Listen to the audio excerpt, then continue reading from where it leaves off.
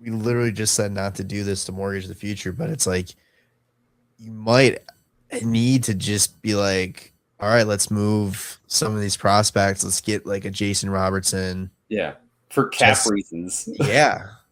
And I mean, Because if that's then you but give if that's Jason the player, Robertson fucking 13 and a half, 13 million. He's literally one of the best fucking right? wingers in If the that's NHL. if that's the move you have to make, like that's the one. Like I would Matthew Knies and Jason Robertson are two that I wouldn't be like, why are we trading all these young kids? It's like these are young players. I mean, Robertson's proven already. And Robertson is like like Matthew Knies is nice.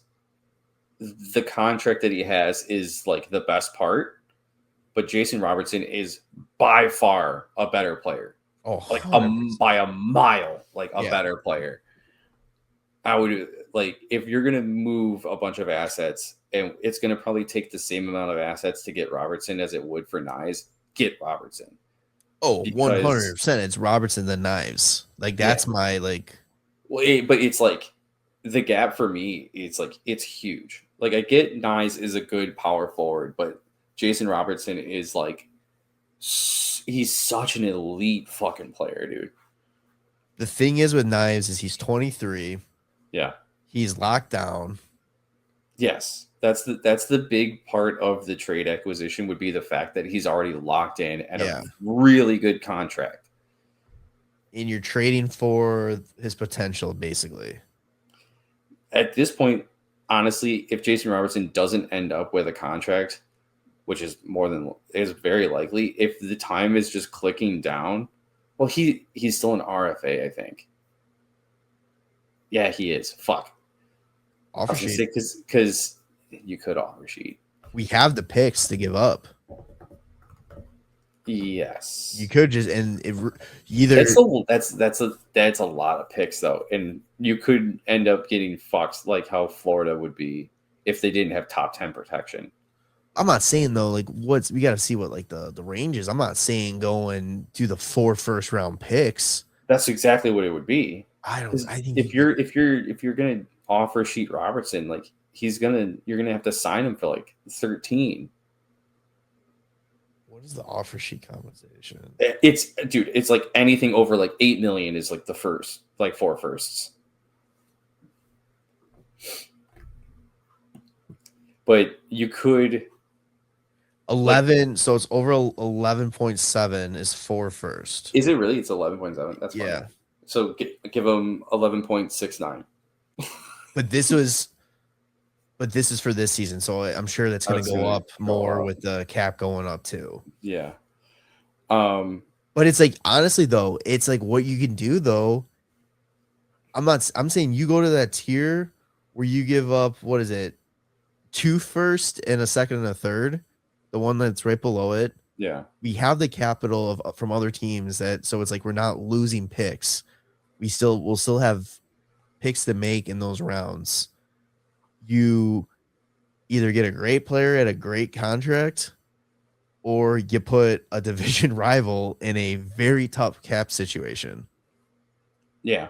Which I don't know. It depends. Like, wait, actually, what is their cap situation for next year anyway? What are they like as of right now? Their projected cap space is 14, is just under 15 million. Is that with Sagan? Probably. So I don't think that counts with like any injuries. It's if everybody's like healthy. According to cap wages, it says they have 20, just under 25 for next year. Yeah. Maybe. But is that because Sagan's out? Yeah, so that's not including Sagan. Okay. Which it's just he's on season ending long-term injured reserve. That's it. So take away about it's like 9.8. It's not 9.85. Change. Yeah. So that's probably what it is because it's 14 on here. So considering that and the fact that they have 1, 2, 3, 4, 5, 6 guys that are going to be UFAs on the forwards and then 3 defensive UFAs, and they probably want to, keep their roster pretty bolstered. You got 4 RFAs. You got your captain. You could honestly probably have it would in terms of like trades. You can probably get Jason Robertson for probably a little bit cheaper than you could Matthew Knies. Well, that's yeah, and I also think like that's the thing you got to do. It's like, hey, let's make this deal right now. We'll toss in a player, like a prospect that you can build up to put in there. That's a cheaper option for your roster, or we'll just come take him. And you have draft picks, and you got to build something up. Yeah, and I mean, like Kyle a guy Davidson, like take a page out of Menace Bedsy. but you could just you could really capitalize on like a Bertuzzi season right now because he's still locked in at 5.5 for 2 more years after this year. He only has an 8-team no trade list starting like July 1st. But he's not allowed to go to any other team that's not Montreal or New York. Yeah, that's not a real life situation, but I understand. But like if Dallas is still trying to be competitive, you get a guy that's coming off of basically a 30-goal season. You can probably get a decent prospect that is close to NHL ready, and you can get like another pick or two. What prospect would you get? Would you feel comfortable giving up right now if it meant bringing in like a Jason Robertson? Oliver Moore. Finally on my side. I've said this before. I would give up. All right, so out of like the prospects, I give up Lardis, Slaggert, Moore, Green, Boisvert, guys that are still like maybe even Kanserov. I totally forgot about Moore when I was reading off spots for next year. Yeah. Though I do Oliver Moore with Nazar and Lardis, that'd be kind of sick. It's fun. It's fun to watch, but this is so silly though too on fucking Puckpedia. Current cap space for the Hawks because it accrues throughout the season. 106 million.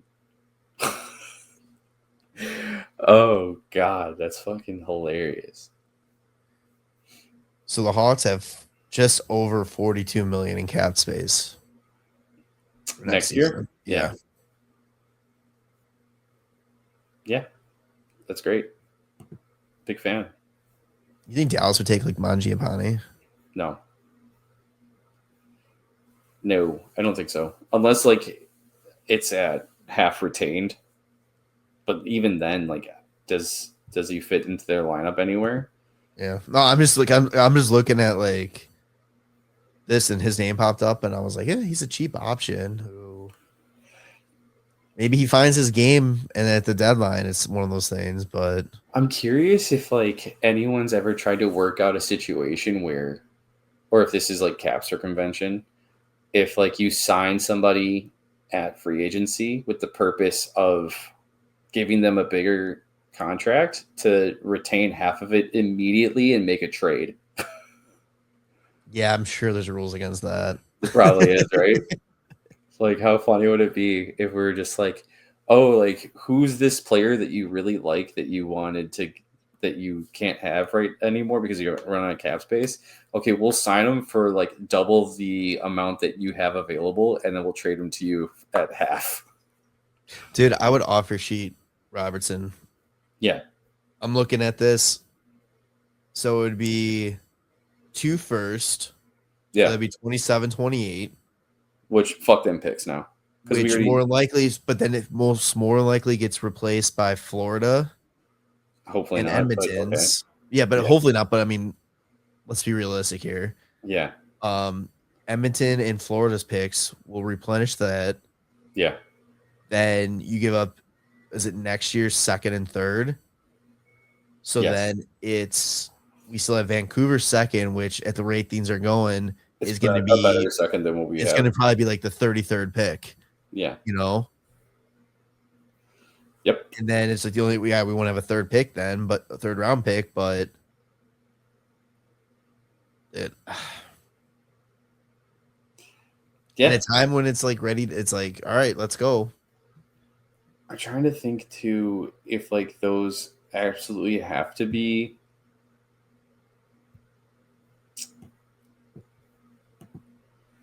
I can't remember because when it comes to like doing the same round pick through multiple years, I think like if it's the four first kind of thing, I think it's like four firsts within the next 5 seasons or some shit like that.